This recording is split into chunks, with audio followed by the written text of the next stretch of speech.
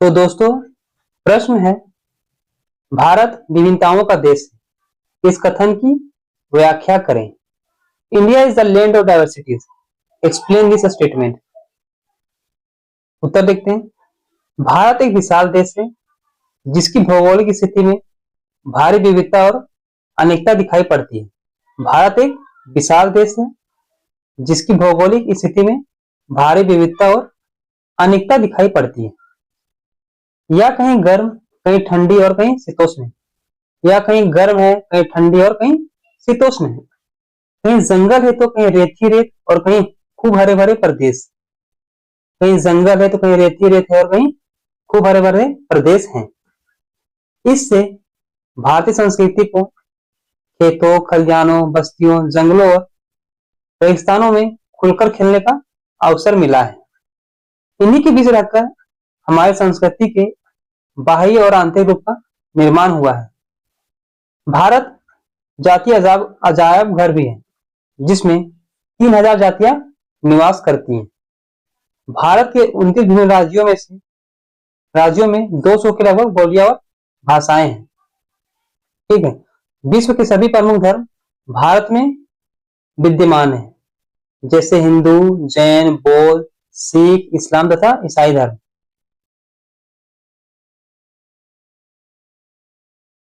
अब देखते हैं हम लोग भारत में विभिन्नताएं।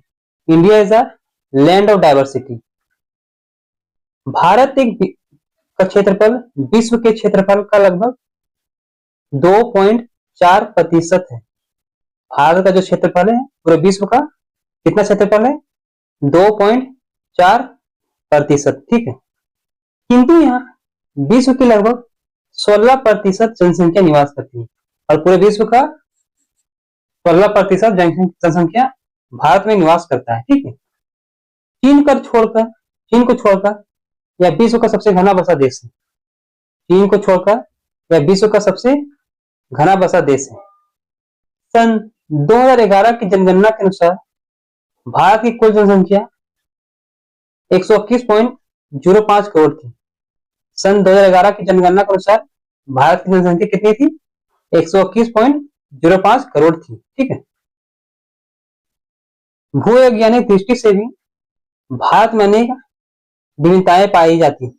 भूवैज्ञानिक दृष्टि से भी भारत में अनेक विभिन्नताएं पाई जाती है। दक्षिण में प्रायद्वीप भूभाग भी विश्व की प्राचीनतम कठोर चट्टानों द्वारा निर्मित है, जिनमें खनिज पदार्थों का बाहुल्य पाया जाता है, जबकि हिमालय पर्वत विश्व के नवीनतम और सर्वोच्च पर्वत है। इसके अधिकतर चट्टानों में जीवाश्म पाए जाते हैं, जो यह स्पष्ट करती है कि पर्वत कभी महासागर के गर्भ में था। सतलज और गंगा का मैदान हिमालय की नदियों द्वारा लाई उपजाऊ मिट्टी से बना है। इसमें खनिज पदार्थों का नितांत अभाव पाया जाता है।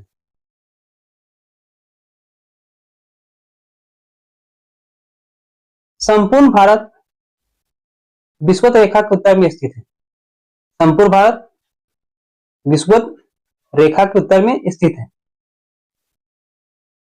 इसकी उत्तरी आधा भाग लगभग समशीतोष्ण कटिबंध में और शेष दक्षिणवर्ती या प्रायद्वीपीय भाग उष्ण कटिबंध में है। फिर भी इसे एक भौगोलिक इकाई के रूप में उष्ण कटिबंधीय मानसूनी जलवायु वाला देश, ट्रॉपिकल मानसून कंट्री कहा जाता है। संपूर्ण देश में ऋतुओं का क्रम एक सा पाया जाता है, क्योंकि इसकी जलवायु उत्तर में हिमालय और दक्षिण में हिंद महासागर से पूर्णतः प्रभावित होती है। हिंद महासागर की ओर से आने वाले मानसून भारत को उष्ण मानसूनी जलवायु प्रदान करते हैं।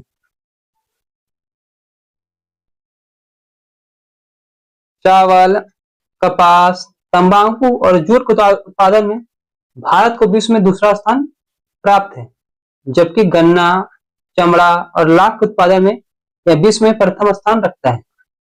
चावल हो गया आपका, कपास हो गया, तंबाकू हो गया और जूट के उत्पादन में भारत को जो है विश्व में दूसरा स्थान प्राप्त है, जबकि गन्ना हो गया, चमड़ा हो गया, लाख उत्पादन में यह विश्व में प्रथम स्थान रखता है।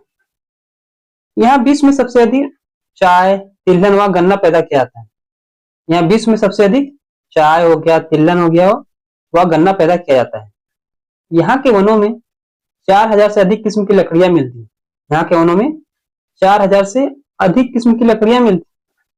अभ्रक, मैग्नीज और कच्चे लोहे के उत्पादन की दृष्टि से भी भारत की स्थिति अत्यंत महत्वपूर्ण है। यद्यपि कृषि भारत का प्रमुख उद्योग है, कृषि भारत का प्रमुख उद्योग है, किंतु अब यहाँ खनन उद्योग, मत्स्य उद्योग एवं वृहद उद्योगों का भी पर्याप्त विकास हो रहा है। अन्य संबंधी खनिजों की उपलब्धता और जल विद्युत शक्ति की संभावित मात्रा देश के समृद्धशाली होने का संकेत करती है। सभी विकासशील देशों में औद्योगिक विकास की दृष्टि से भारत को अग्रणी देश माना जाता है।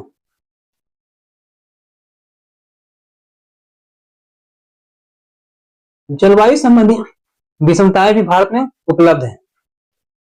चेरापूंजी तथा मासीराम स्थान जैसे अत्यधिक वर्षा वाले 1100 सेंटीमीटर से भी अधिक और पश्चिमी राजस्थान जैसे शुष्क मरुस्थल प्रदेश 12 सेंटीमीटर से कम वर्षा, पश्चिम बंगाल की तरभूमि और पंजाब के शुष्क बलुई मैदान तथा पश्चिमी घाट के बहुत अधिक वर्षा वाले तटीय भाग और दक्कन की विषया के आंतरिक प्रदेश सभी इसी विषमता के सूचक हैं। पश्चिमी राजस्थान में ग्रीष्म काल में गंगानगर में 52 डिग्री सेल्सियस तक सर्वोच्च तापमान एवं शीतकाल में लद्दाख के लेह में न्यूनतम तापमान 45 डिग्री सेल्सियस तक अंकित किए गए हैं।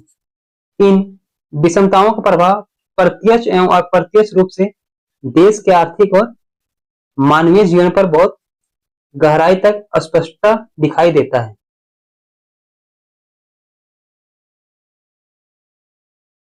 यहाँ अनेक धर्मों और जातियों के लोग निवास करते हैं। यहाँ पारसी, हिंदू, सिख, मुस्लिम, यहूदी, जैन, बौद्ध तथा सभी जनजातियां मिलती हैं। कहा जाता है कि प्रति 50 किलोमीटर के अंतर पर बोली, रहन सहन और रीति रिवाजों में भी अंतर हो जाता है। कहा जाता है कि प्रति 50 किलोमीटर के अंतर पर बोली हो गया, रहन सहन हो गया और रीति रिवाजों में भी अंतर होता जाता है। ठीक है, देश में 250 बोलियां बोली जाती हैं, जिनमें 18 भाषाएं मुख्य हैं। देश में कितनी बोलियां बोली जाती हैं? 225, जिनमें 18 भाषाएं मुख्य हैं। देश में असंख्य मंदिर, मस्जिद, देवरे, छतरियां, गिरजाघर और गुरुद्वारे पाए जाते हैं। देश में अनगिनत मंदिर हो गया, मस्जिद हो गया, देवरे हो गए, छतरिया हो गया, गिरजाघर और गुरुद्वारे पाए जाते हैं। जैन और बौद्ध धर्म का जन्म गंगा की घाटी में हुआ है।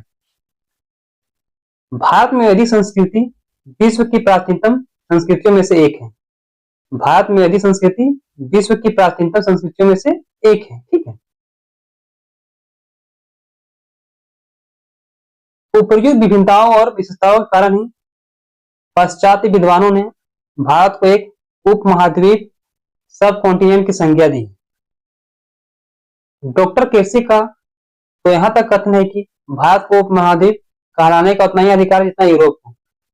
डॉक्टर केसी का तो यहां तक कथन है कि भारत को महाद्वीप कहलाने का उतना ही अधिकार है जितना यूरोप को। इनके कथन के निम्न कारण रहे, इनके कथन के निम्न कारण रहे। देखते हैं कौन कौन से कारण है वहां। भारत एक विशाल देश है, जिसका क्षेत्रफल विश्व का 2.4% है। ठीक है, भारत में जनसंख्या अधिक है। भारत में जनसंख्या अधिक विश्व का लगभग 16% होने के साथ साथ अनेक भाषी एवं धर्मावलंबी पाए जाते हैं।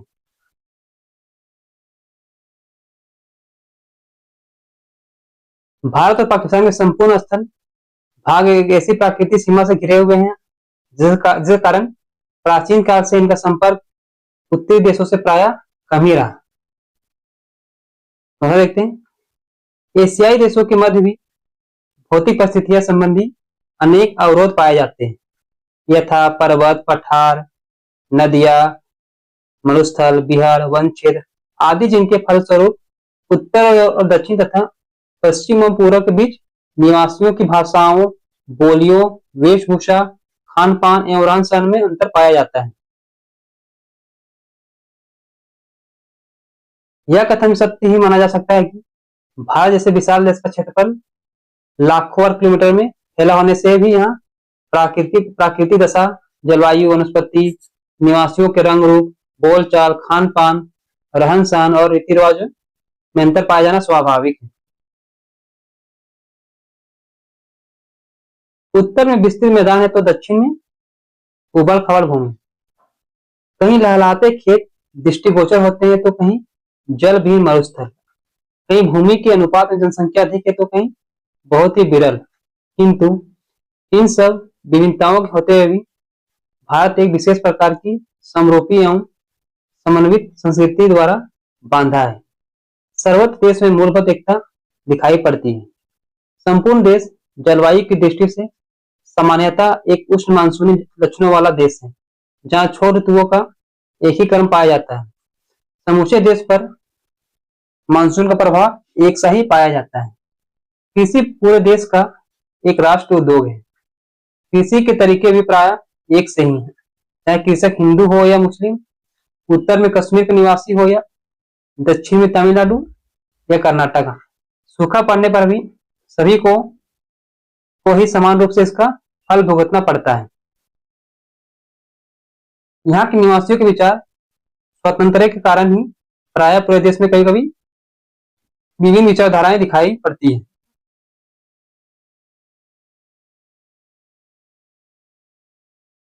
फलतः भारत को एक महान देश कहना सर्वथा उपयुक्त है। किंतु जिस प्रकार रूस, कनाडा, संयुक्त राज्य अमेरिका, ब्राजील, चीन आदि देशों की उनकी विशालता एवं विभिन्नताओं के होने पर भी हम केवल देश ही कहते हैं, उपमहाद्वीप नहीं, उसी भांति भारत भी एक देश है। ठीक है। उपर्युक्त विभिन्नताओं के होते हुए भारत में सर्वव्यापी एकता के दर्शन होते हैं।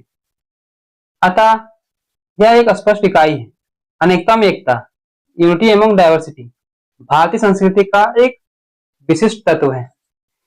इसका मुख्य कारण यह है कि यह सदैव से ही एक ही समन्वयकारी चिंतन रहा है। इसकी इस समन्वयवादिता का मुख्य आधार देश की भौगोलिक एकता के कुछ विशिष्ट लक्षण है। प्रकृति ने भी हमें स्वाभाविक रूप से एक पृथक इकाई बनाया है। देश के चारों कोनों में स्थापित देवालय हमारी एकता प्रदर्शित करते हैं।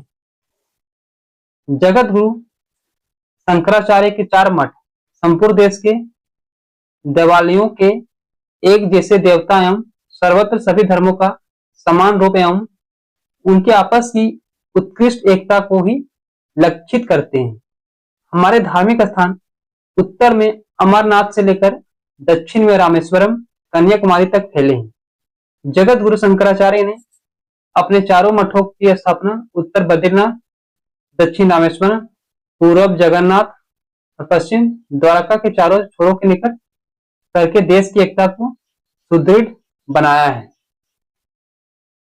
भारत के विभिन्न प्रदेश इस प्रदेश के शरीर के विभिन्न अंग हैं और किसी भी अंग का अलग होना स्वाभाविक ही लगता है।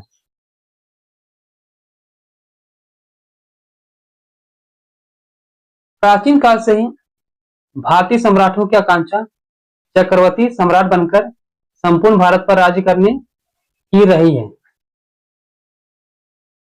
चाणक्य ने इसी प्रकार सार्वभौमिक राज्य का स्वप्न चंद्रगुप्त मौर्य के शासनकाल में साकार करने का प्रयत्न किया था।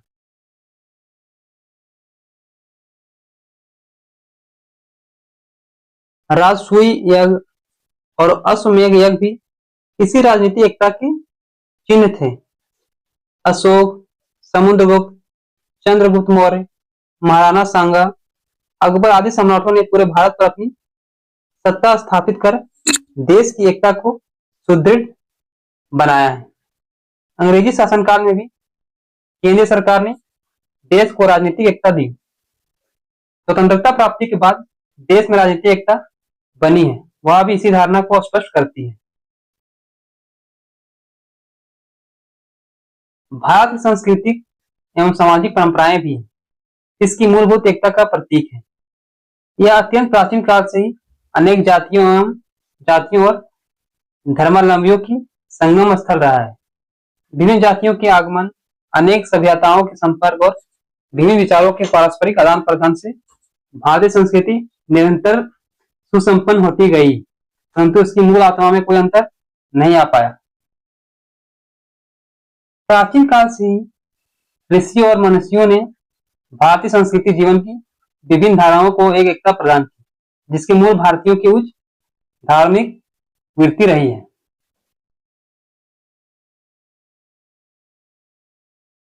अंत में कहा जा सकता है कि भारत जैसे विशाल देश की भौतिक संरचना, वनस्पति एवं जलवायु में अंतर होने के कारण एक प्रदेश से दूसरे प्रदेश में होने वाले उत्पादन, पशु पक्षी, मानव के रहन सहन, वेशभूषा, खान पान एवं रीति रिवाज में अत्यधिक विषमता पाई जाती है, किंतु सभी एक विशेष संस्कृति में बंधे हैं।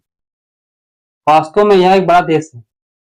जादू की पिटारी, रंग बिरंगे पशु पक्षियों का पिंजरा तथा प्रकृति का पुरुषों का अजायब घर है, जिसकी क्षमता विश्व के अन्य देशों से करना संभव नहीं है।